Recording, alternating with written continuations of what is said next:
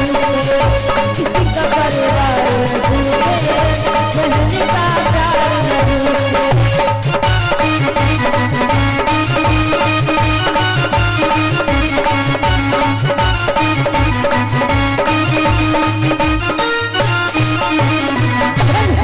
न भगवान की प्रेम सुनो सागर सरकार की जय हो। ते बड़ा ही पवित्र भाई बहन का प्रेम होता है। जैसे भगवान कन्हैया ने कहा द्रौपदी से, बहन आपको हमारे साथ चलना होगा।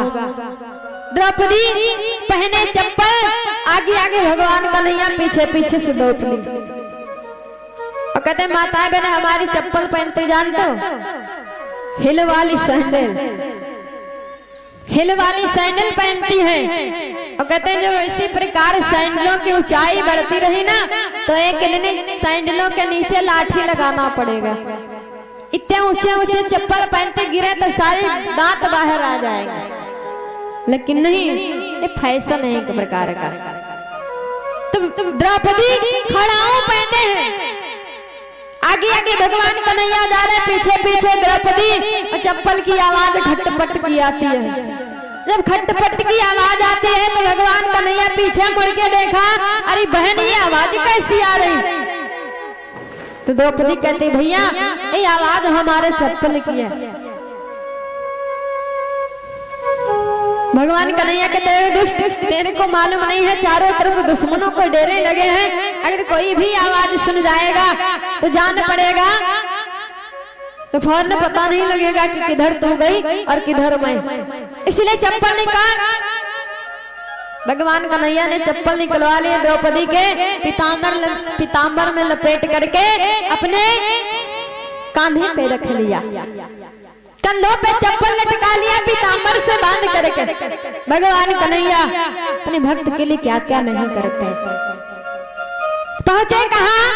जहाँ पे पितामह भीष्म प्रतिज्ञा किए बैठे हैं कि कल को एक पांडव मारा जाएगा। भगवान कन्हैया जैसे पहुंचे डेरे के पास, भगवान कन्हैया द्रौपदी को समझाया, बहन जहाँ पितामह भीष्म प्रतिज्ञा किए बैठे हैं, और जाकर के अपने मस्तक को पितामह भीष्म के चौड़ों में रख देना। जब तक पितामह भीष्म आशीर्वाद ना दे दे तब तक मस्तक मत उठाना। भगवान कन्हैया बाहर खड़े रहे कि खुद तो बाहर खड़े रहे, अंदर भेजा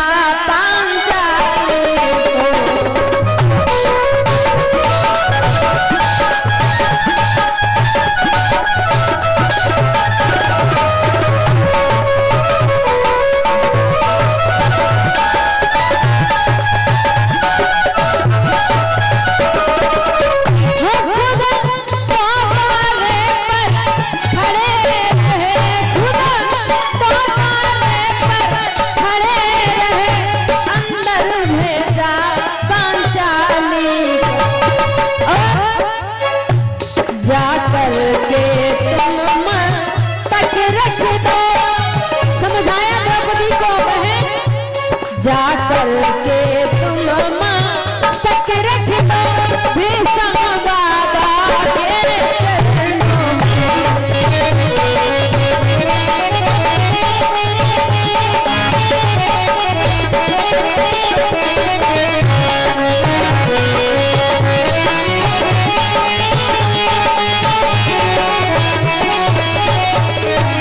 भगवान कन्हैया समझाए, बहन जाओ, पितामह भीष्म प्रतिज्ञा किए बैठे हैं, जाकर के चारों में अपने मस्तक को रख देना। क्योंकि पितामह भीष्म ने दुर्योधन की पत्नी को बुलाया था, भानुमति को, और प्रतिज्ञा में बैठे। द्रौपदी जैसे जाती है पितामह भीष्म के चारों में अपना मस्तक रख देती है। पितामह भीष्म ने जैसे देखा, और कहते हैं कि पहले की जो माताएं बहनें होती थी, सधवा विधवा में बड़ा अंतर होता था। पहले की माताएं जो सधवा होती थी वही रंगीन साड़ी धारण करती थी, जो विधवा माताएं होती थी कभी रंगीन साड़ी नहीं पहनती थी। और चाहिए भी जो विधवा माताएं बहनें उनको रंगीन साड़ी नहीं पहनना चाहिए। ये संस्कृति है हमारे भारत देश से, कि सब कहाँ कर पाते हैं। तो पितामह और कहते हैं आजकल अगर कोई होता तो पहचान नहीं पाता, क्योंकि द्रौपदी मस्तक रखे हैं कहाँ? पितामह भीष्म के चरणों में। और मस्तक जिसके सर चरणों में टेक लो जाकर सिंदूर दिखाई नहीं देगा। तो आजकल की अगर माताएं बहनें होती तो पता नहीं लग पाता कि ये सधवा है या विधवा, क्योंकि आजकल की माताएं बहनें रंगीन वस्त्र धारण कर लेती। लेकिन पहले की माताएं जो सधवा हुआ करती थी वही रंगीन वस्त्र पहनती थी। तो पितामह भीष्म ने देखा, आशीर्वाद दे दिया। आशीर्वाद क्या दिया? कि सौभाग्यवती भव तो देवी सिंदूर से मांगना खाली हो।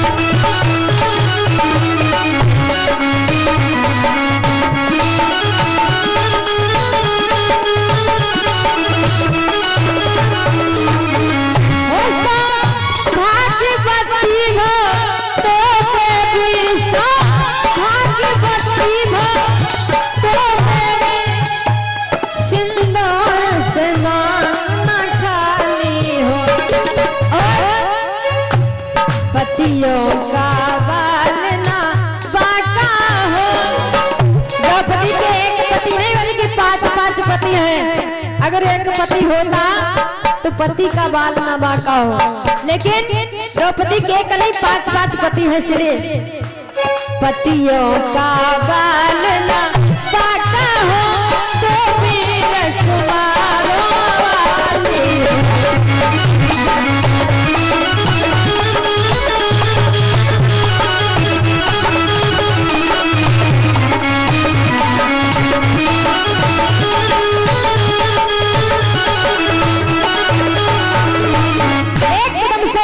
भीष्म ने आशीर्वाद दे दिया कि जाओ सौभाग्यवती हो तू देवी, सिंदूर से मांगना खाली हो, पतियों का बाल न बाका हो तो वीर कुमारों वाली हो। ऐसे आशीर्वाद दे दिया। लेकिन पितामह भीष्म ने कैसे विचार किया कि ये सधवा नारी है या विधवा? पहचान क्या थी पहले की? क्योंकि द्रौपदी रंगीन साड़ी धारण किए थे, तो पहचान लगा लिया कि देखा एक सधवा नारी है, चरणों में शीश झुकाती है, और उसके तन पर रंगीन साड़ी सधवापन को दर्शाती है।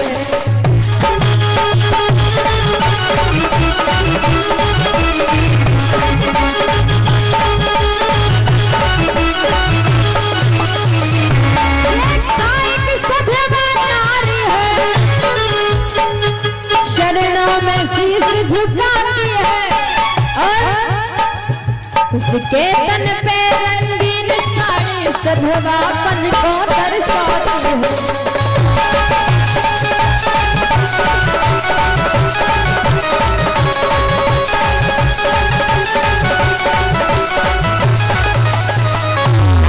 देखा के रंगीन साड़ी धारण किए हैं, एकदम से द्रौपदी को आशीर्वाद दे दिया क्या? सौभाग्यवती हो तू देवी, सिंदूर से मांगना खाली हो, पतियों का बाल न बाका हो तो वीर कुमारों वाली हो। जैसे ऐसा आशीर्वाद दे दिया, एकदम से द्रौपदी खड़ी हो गई मस्तक उठा के। जैसे मस्तक उठाया, द्रौपदी कहती सुनो बाबा, आपने मेरे को वरदान दिया सौभाग्यवती हो, लेकिन आप तो 2 तरीके की बात करते हो। क्यों? कि कल और कहा अब और कहा, सोचो फिर जरा विचार करो।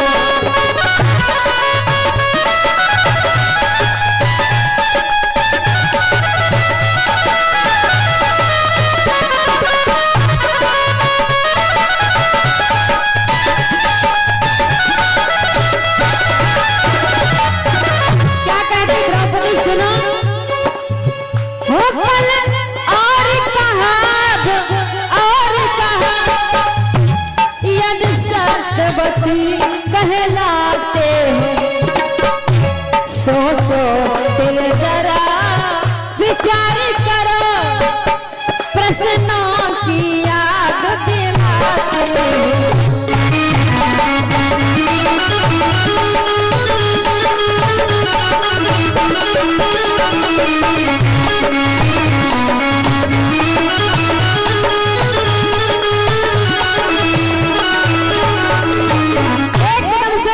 द्रौपदी मस्तक उठाया ना, एकदम से द्रौपदी कहते हैं बाबा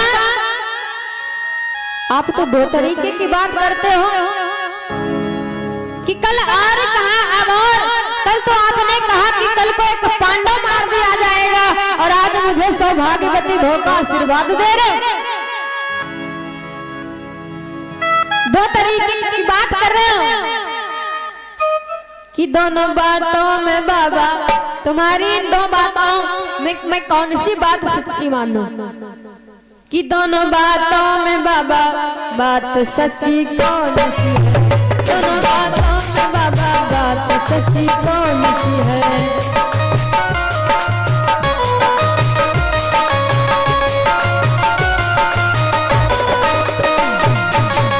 दोनों बातों में बाबा बात सच्ची कौन सी? दोनों बातों में बाबा बात सच्ची कौन सी है? दोनों बातों में बाबा बात सच्ची कौन सी है?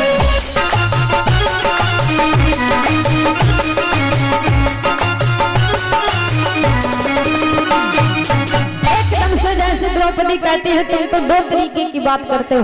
कल कहते हो कि एक पांडव मार दिया जाएगा और आज मुझे सौभाग्यवती भोग का आशीर्वाद दे रहे हो। इन दो बातों में से मैं आपकी कौन सी बात सच मानूं? एक कदम से पितामह भीष्म मुड़ के देखा, रे द्रौपदी तू, मैं तो भानुमति को बुलाया था, तेरे को यहाँ कौन लेके आया? भगवान कन्हैया दूर छुपने लगे, वो तो फंस जाएगा। बाहर खड़े ना छिपने लगे, अरे अब तो लगता है फंस जाएंगे। अगर पितामह भीष्म जानेंगे तो छोड़ेंगे नहीं। नीचे देखा एक गिटकी पड़ी हुई है, गिटकी को उठा करके द्रौपदी को मारा, इशारा कर दिया बहन मेरे को मत बताना। कहते हैं कि जुबा बंद होगी मगर बात हो। इशारा किया गिटकी मार के, बहन मेरे को मत बताना। अगर पूछे ज्यादा ना तो कह देना कि मैं अपने दासी के साथ में आई। द्रौपदी से पूछा पितामह भीष्म ने कि तुम्हारे को यहाँ लेके कौन आया? तो द्रौपदी झूठ बोल गई, बाबा मैं अपनी दासी के साथ में आई। पितामह भीष्म विचार करने लगे, कौन रात्रि के 12 बजे तुम्हारी ऐसी कौन सी दासी है जो तुम्हें यहाँ लेके आई है? चलो हमें भी अपने दासी के दर्शन कराओ, हमें अपने दासी के दर्शन कराओ, देखे तुम्हारी कौन सी दासी लेके आई है। अब तो भगवान कन्हैया और छिपने लगे। जानते हो भगवान कन्हैया पीताम्बर का घूंघट मार के कोने में छिप गए, और जैसे कोने में छिपे ना उधर से पितामह भीष्म आते। हुआ क्या? पितामह भीष्म भी कोई साधारण मनुष्य नहीं है, सब कुछ जानने वाले हैं। कि आगे जो बढ़े पितामह जी हो जोगी का भेष निराला।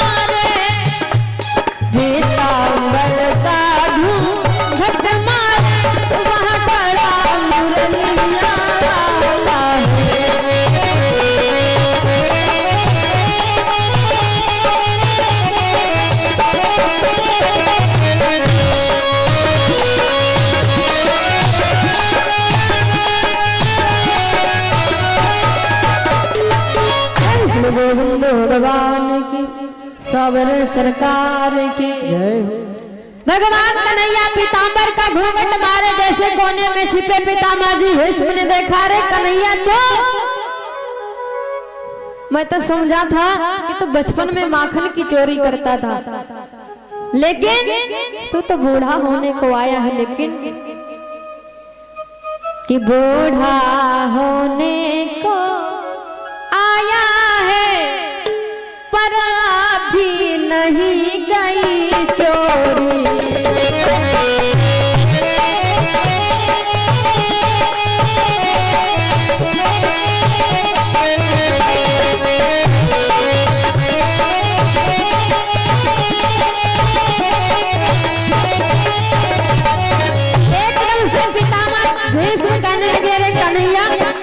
मैं तो सोचता था कि तू बचपन में माखन की चोरी करता था, लेकिन तू तो बूढ़ा होने को आया, लेकिन चोरी नहीं गई तुम्हारी।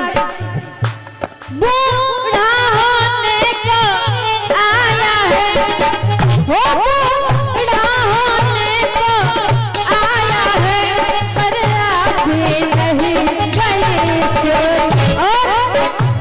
नूतन रीतियां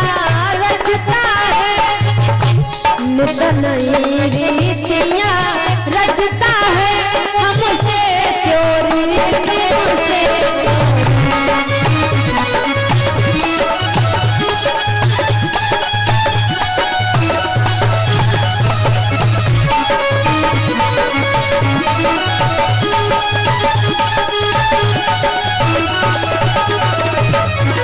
एकदम से पितामह भीष्म ने जैसे भगवान कन्हैया को देखा, कहने लगे, रे कन्हैया मैं तो सोचता था कि तू बचपन में माखन की चोरी करता था, लेकिन आज बूढ़ा होने को आया, लेकिन चोरी नहीं गई तेरी। भगवान कन्हैया के जरा फिर से बोलो, क्या बोला? का कुछ नहीं कुछ नहीं। एकदम से द्रौपदी से पितामह भीष्म कहने लगे, बिटिया जिसकी रक्षा जिसका रखवाला स्वयं पार्वत परमात्मा ठाकुर हो, उसका भला कौन बाल वाका कर सकता है। तो इसलिए सुनो, मेरा आशीर्वाद और मेरी बात कौन सी सच है कि सौभाग्यवती भो तू देवी हो, सिंदूर से मांग न खाली हो।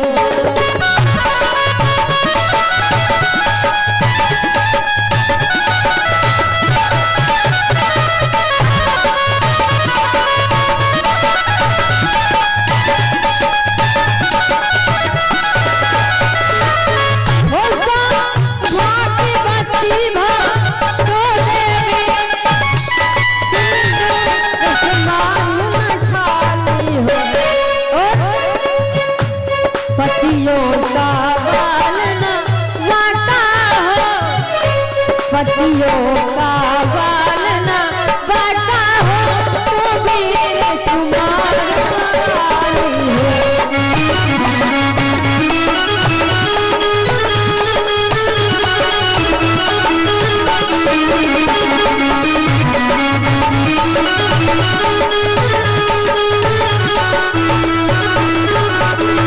एकदम से पितामह भीष्म कहने लगे, द्रौपदी जिसके साथ स्वयं पार्वत परमात्मा ठाकुर हो, उसका कौन बाल बाका कर सकता है। जहाँ मेरी ये बात सही है, जिसके सुहाग की रक्षा करने के लिए स्वयं गोविंद जी महाराज हम जैसों से चोरी करके आ जाएं, तो उसका कौन बाल बाका कर सकता है। तो आप लोग सुन क्या रहे थे कि पार्वत परमात्मा अपने भक्त की रक्षा कैसे करता है, कि करें सदा तिनकी रखवारी, जिम बालक राखे मातारी। इस प्रकार से भगवान कन्हैया ने द्रौपदी के सुहाग की रक्षा की है। अब आइए चलते चलते एक बड़ा सुंदर होली गीत है भगवान कन्हैया का, और सभी लोग जो माताएं बहनें झूमना चाहती तालियों के साथ में, मस्ती के साथ में, सभी लोग साथ देंगे कि सावरिया हो सावरिया नंद किशोर, और ऊपर ऊंचे ऊंचे हाथ करके गाएंगे कि सावरिया सावरिया नंद किशोर, हाँ किशोर। बाड़ू तेरे